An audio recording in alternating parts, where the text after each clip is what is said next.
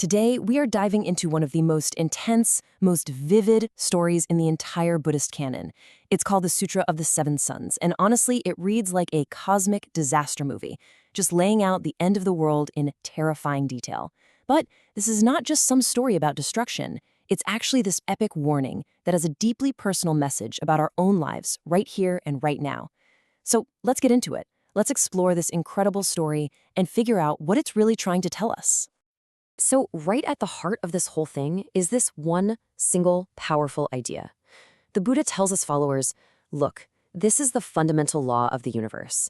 Everything, and he means everything, that comes together will eventually fall apart. Every beginning has an end. And this isn't just some dusty old philosophical concept. It's the lens through which he wants us to see everything that's about to unfold in this story. So you might be asking, why start with such a heavy, stark message? Well, according to the Buddha, it's because our failure to really get this, to truly grasp this reality, is the root of all our suffering. See, we're always searching for stability, for security, in things that are by their very nature gonna disappear. And that mismatch between what we want and how things really are, well, that's the core problem he's trying to solve. He breaks down what this idea of impermanent truly means. He says our reality is fundamentally unstable, it's unreliable. And that's exactly why nothing, not our stuff, not our relationships, not even our own bodies, can give us that lasting, deep happiness we're all looking for. In fact, as the text says, these things are ultimately not to be cherished. Oof. Now, this phrase right here, you could almost think of it as the chorus of the sutra. The Buddha repeats it over and over and over again. It's like this constant drumbeat, reminding his audience of two crucial things. One, the inescapable problem, everything changes, and two, the urgent need to find a solution, a way out of that cycle, a way to what he calls liberation. Okay, so to make sure this lesson isn't just some abstract idea that we nod along to, the Buddha decides to paint a picture, and what a picture it is. He tells a story about the end of the world, a cosmic countdown to complete annihilation, all to show us the sheer mind-bending scale of impermanence. We're not just talking about a flower wilting here, we're talking about the entire universe coming completely undone. And the escalation here is just brilliant. With the first sun, a huge drought kicks in. The second sun appears, and all plant life just withers and dies. The third sun dries up all the little streams and springs. And with the fourth, even the mighty rivers, like the Ganges, they just disappear. Each new sun cranks up the destruction, leading to this terrifying climax. And the part about the planet's water, that's where the scale becomes truly epic. Okay, get ready, because this is where the scale becomes almost impossible to imagine. The Buddha doesn't just say the oceans dry up. No, he gives us this dramatic step-by-step account of them disappearing, just to hammer home the sheer vastness of what is being lost. He starts by describing this immense, unbelievable depth of the sea, measured in thousands of yojanas. This vast, seemingly permanent feature of our world. Then, under the blistering heat of that fifth sun, the water level just plummets. Catastrophically. 90% of it gone. The once immeasurable ocean is now just a tiny fraction of what it was, dwindling down to almost nothing. Until you get this final, powerful image. There is only a single finger width of water left in the entire ocean basin. And then, poof, it vanishes completely. The mighty ocean, gone. Just when you think it can't possibly get any worse, the sixth sun appears. And now the very fabric of the world starts to dissolve. The great Mount Sumeru, the mythical center of the cosmos, begins to melt. The earth itself starts to burn, filling the entire sky with so much smoke that it looks like the inside of a giant kiln.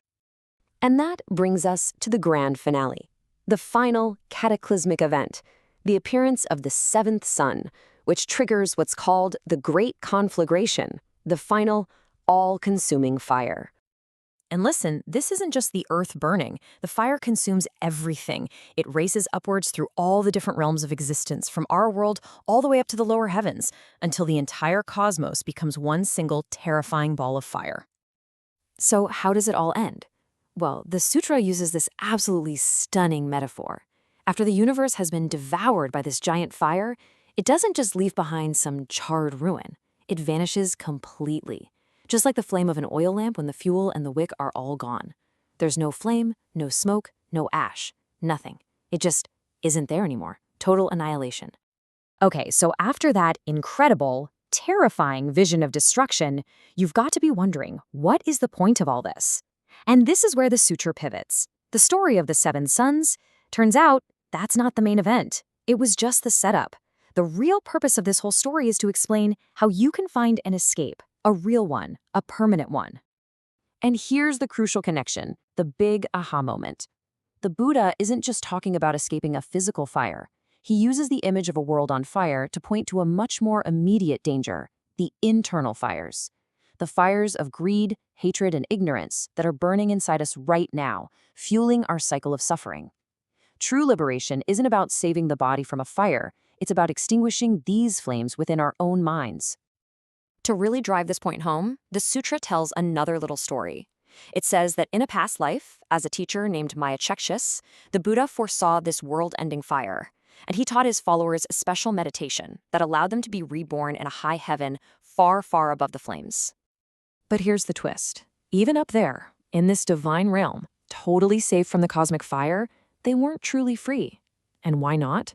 Because they still carried the seeds of suffering inside them. They still had those subtle poisons of craving and ignorance. The lesson is huge. Physical safety is not the same thing as ultimate freedom. You can escape a burning planet, but you can't escape your own mind.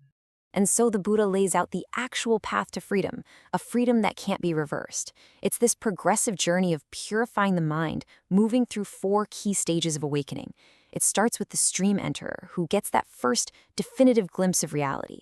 This insight gets deeper and deeper through stages like the once returner, until finally one becomes an arhat, a worthy one who has completely put out those inner fires and is totally, finally, and completely liberated from suffering, for good. So let's bring this all back home. What does this ancient, wild, apocalyptic story actually mean for you and me? The Buddha isn't just telling a scary campfire tale. He's using this extreme, over-the-top example to make us look at our own lives with a brand new sense of urgency. This right here is his final, urgent plea. He's saying, look at how fragile and temporary everything is.